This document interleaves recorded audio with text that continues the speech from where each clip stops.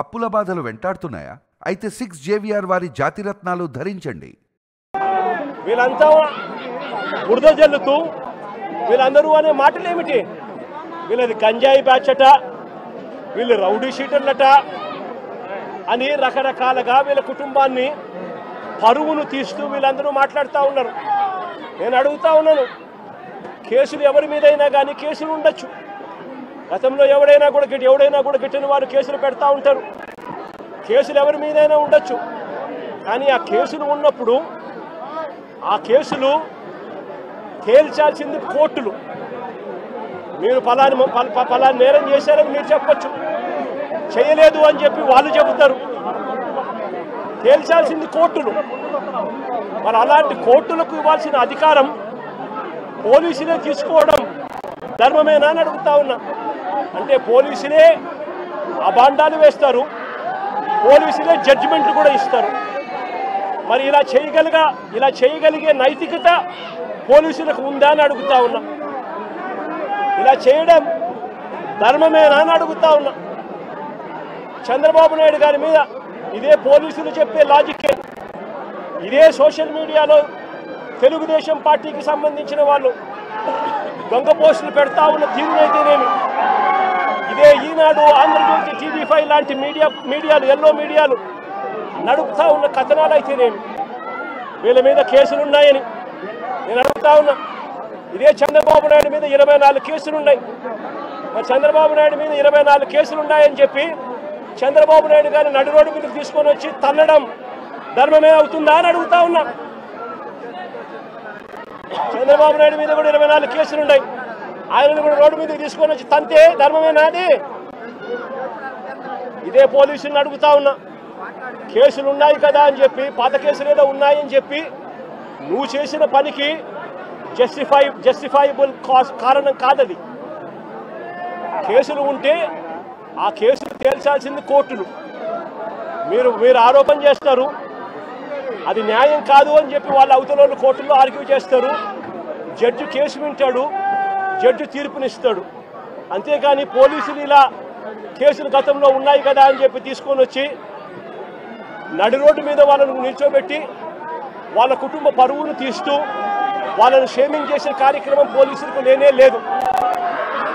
ఈ మధ్యకాలంలో జరిగిన అనేక ఘటనలు, రాకేష్ అనే పిల్లాడు, ఇది రాకేష్ అనే పిల్లాడికి సంబంధించిన కాలుకు సంబంధించిన ఎక్స్రే.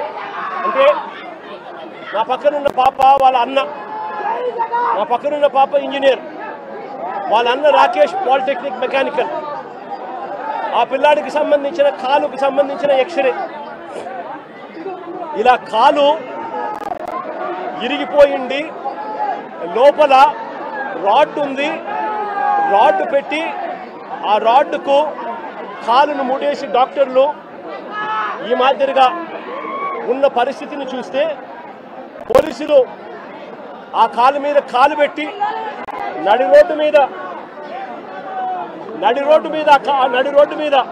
జగనే పురమాయించాడు. అందులో ఏం డౌట్ ఏమీ లేదు.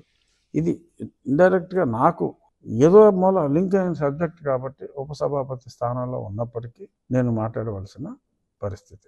నన్ను ఎంత చిత్రవత చేశారు ఆ వీడియోలు అన్నీ కూడా ప్రజాబాహుల్యంలో ఉన్నాయి. మిలిటరీ హాస్పిటల్ క్లియర్ రిపోర్ట్లు ఇచ్చారు, అది అందరికీ తెలిసిందే. ఇప్పుడు ఎందుకు వచ్చిందంటే, మరి దెయ్యాలు వేదాలు వల్లించినట్టు అన్యాయంగా నన్ను కొట్టారు.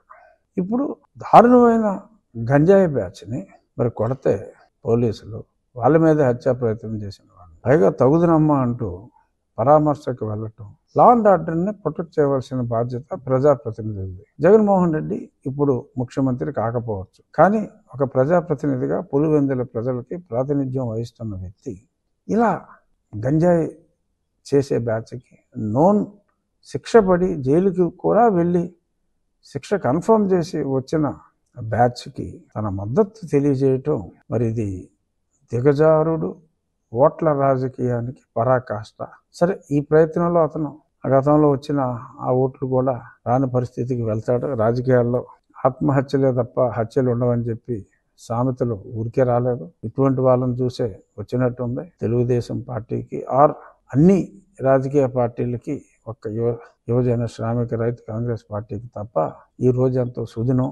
ఎందుకంటే ఒక రాజకీయ నాయకుడు క్రిమినల్స్, ప్రజాకంటకంగా తయారైన క్రిమినల్స్ ని పోలీసులు ధర్మం ప్రకారం శిక్షిస్తే మరి వాళ్ళకి మద్దతుగా ఇటువంటి వెధవలకి నేనున్నాను అంటూ మరి అక్కడికి వెళ్ళి భుజం తట్టడం అనేది ఆత్మహత్య సదృశ్యం. This is going to be political వాటర్లు. ఎనీహౌ ఇక్కడ ఇంకొక యాంగిల్ కూడా నేను స్పృశించాలనుకుంటున్నా. ఒక నిందితుడు పేరు జాన్ విక్టర్. డెఫినెట్ గా John Victor can't be a Hindu. I mean he can't belong to SC community as per the constitution. రాజ్యాంగం ప్రకారం మన సుప్రీంకోర్టు చెప్పిన దాని ప్రకారం కూడా మళ్ళీ కొంతమందికి డౌట్లు వచ్చి, నేను ఎన్నోసార్లు చెప్పా, మరి చాలా మందికి డౌట్లు వచ్చినాయి. మన రాష్ట్రాల్లోనే కాదు ఇతర రాష్ట్రాల్లో సుప్రీంకోర్టు కూడా తేల్చి చెప్పింది ఒకసారి మతం మారిన తర్వాత.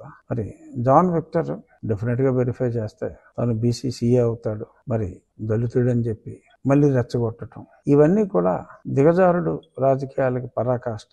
ఇక్కడ నేను గతంలో మాట్లాడిన అంశం ఈ అంశం కాబట్టి ఈ అంశాన్ని మరి నన్ను దారుణంగా హింసించిన వ్యక్తులు అరే ఏమీ చేయలేదు అని చెప్పి తప్పించుకోవాలని చూస్తున్నారు. ఆలస్యమైనప్పటికీ నో డౌట్ ఆలస్యమైంది. ఇప్పుడు వచ్చి సునీల్ కుమార్ని ఇంకా పిలవలా. బహుశా అతను వెనుకున్న, అతను ఊహల్లో సృష్టించుకున్న ఆర్మీని నిజంగా ఉన్నారని ఎవరైనా భయపడుతున్నారేమో నాకు తెలియదు. ఏదేమైనప్పటికీ ఇప్పటి వరకు సునీల్ కుమార్ని పిలిచి విచారించకపోవటం డెఫినెట్ గా అది సముచితం కాదు. బట్ ఎనీహౌ చట్టం పరిధి ఎక్కువ. ఆలస్యమైనప్పటికీ న్యాయం జరుగుతుందనే విశ్వాసం నాకు ఉంది.